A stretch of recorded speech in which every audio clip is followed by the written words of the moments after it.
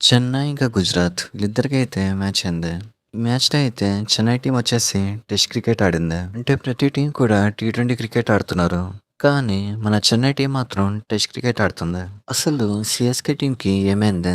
ఒకప్పుడు ఒక ఛాంపియన్స్‌లా ఆడేవారు. ఇప్పుడు చూస్తే మొత్తం మారిపోయింది.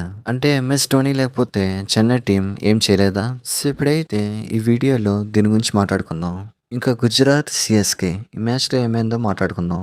సో టాపిక్ దగ్గరికెళ్ళే ముందు మీరైతే సబ్స్క్రైబ్ చేయండి. అలాగే కిందున్న బెల్ ఐకాన్‌ని క్లిక్ చేయండి. సో టాపిక్ దగ్గరకొచ్చేస్తే సీఎస్కే టీమ్ వచ్చేసి ఫస్ట్ బ్యాటింగ్ వేసింది. ఇక్కడ సంజు శాంసన్ అయితే తొందరగానే అవుట్ అయిపోయాడు. ఇక్కడ సంజు శాంసన్ దగ్గర ప్రాబ్లం ఏంటంటే 3 మ్యాచ్‌ల్లో ఒక మ్యాచ్ మాత్రమే ఆడతాడు. సో తర్వాత అయితే ఉర్విల్ పటేల్, సర్ఫరాజ్ ఖాన్, బ్రెవిస్ వీళ్ళు ముగ్గురైతే అవుట్ అయిపోయారు. వచ్చిన వాళ్ళు వచ్చినట్టే అవుట్ అయిపోయారు. సో ఈ టైంలో అయితే రుతురాజ్ గైక్వాడ్ వచ్చేసి టెస్ట్ క్రికెట్‌ని స్టార్ట్ చేశాడు.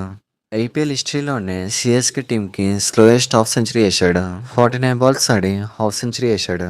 దీనికన్నా టెస్ట్ క్రికెట్ ఇంకోటి ఉండదు. యాషెస్ టెస్ట్ క్రికెట్ కన్నా చెన్నై టెస్ట్ క్రికెట్ చాలా బాగుందని చెప్పాలి. ఇక్కడ రుతురాజ్ గైక్వాడ్ వచ్చేసి ఒక కెప్టెన్ అయ్యుండి 49 బాల్స్‌తో 50 కొట్టాడు. ఐపీఎల్ హిస్టరీలో వరస్ట్ ఇన్నింగ్స్ అంటే ఇదే అని చెప్పొచ్చు. ఇంకా వీళ్ళ టీంలో శివన్ దుబే ఉన్నాడు. శివన్ దుబే కూడా వచ్చినట్టే వచ్చి అవుట్ అయిపోయాడు.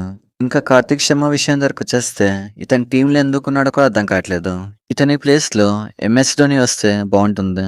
ఇంకా లాస్ట్‌లో జేమీ ఓటన్ వచ్చేసి కొంచెం కొట్టాడు. సో ఇక్కడైతే స్కోర్ వచ్చేసి 158 ఎళ్ళింది.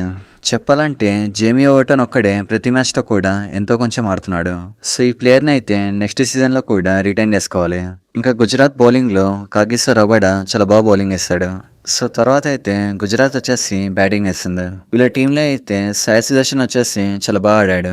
కేవలం 46 బాల్స్‌లో 8 కొట్టాడు. అలాగే శుభ్మన్ గిల్ ఇంకా జోస్ బట్లర్ వీళ్ళు కూడా ఎంతో కొంచెం కొట్టారు. సో 17 ఓవర్స్ లోపలే ఈ మ్యాచ్ అనేది పూర్తయిపోయింది. ఇక్కడ చెన్నై టీంలో ప్రాబ్లం ఏంటంటే సంజు శాంసన్ పైన డిపెండ్ అయి ఉన్నారు. ఒకవేళ సంజు శాంసన్ అవుట్ అవుతే టీం అనేది వేస్ట్ అని చెప్పాలి. ముఖ్యంగా రుతురాజ్ గైక్వాడ్ ఎందుకున్నాడో అర్థం కావట్లేదు. వేరే టీమ్స్ పైన సెటైల్ ఏమంటే వేస్తాడు. సో ఇక్కడైతే రుతురాజ్ గైక్వాడ్ వచ్చేసి తన బ్యాటింగ్ ని ఇంప్రూవ్ చేసుకోవాలి. ఇక్కడ సిఎస్కే టీమ్ కి వీక్నెస్ ఏంటంటే వీళ్ళ టీంలో ఆయుష్ మాత్రం వచ్చేసి ఇంజురీ అయ్యాడు. ఇంజురీ అవడంతో తన ప్లేస్ ని ఎవరు కూడా రిప్లేస్ చేయలేకపోతున్నారు. ఇంకా వీళ్ళ టీంలో వేరే బ్యాట్స్మెన్ అయితే బాగానే ఉన్నారు. కానీ ఈ కార్తిక్ శర్మ ఎవరైతే ఉన్నారో ఇతనైతే తీసేయాలి. ఇతని ప్లేస్ లో మన తాలా ధోని రావాలి.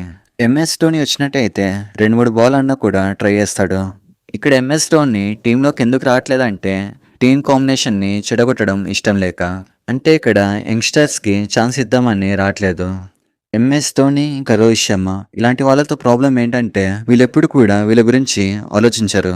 వీళ్ళెప్పుడు కూడా టీంలో ఉండే యంగ్స్టర్స్ గురించి ఆలోచిస్తారు. సో ఎంఎస్ ధోని అయితే టీంలోకి తొందరగా రావాలని కోరుకుందాం. చెన్నై ఫ్యాన్స్ ఎవరైనా ఉంటే మాత్రం వెళ్ళేవాడితో కామెంట్ చేయండి. సో ఇది మ్యాటర్. చూసారు కదా వీడియో. ఇలాంటి మరిన్ని వీడియోస్ కోసం లైక్, షేర్, సబ్స్క్రైబ్ చేయండి. Thank you.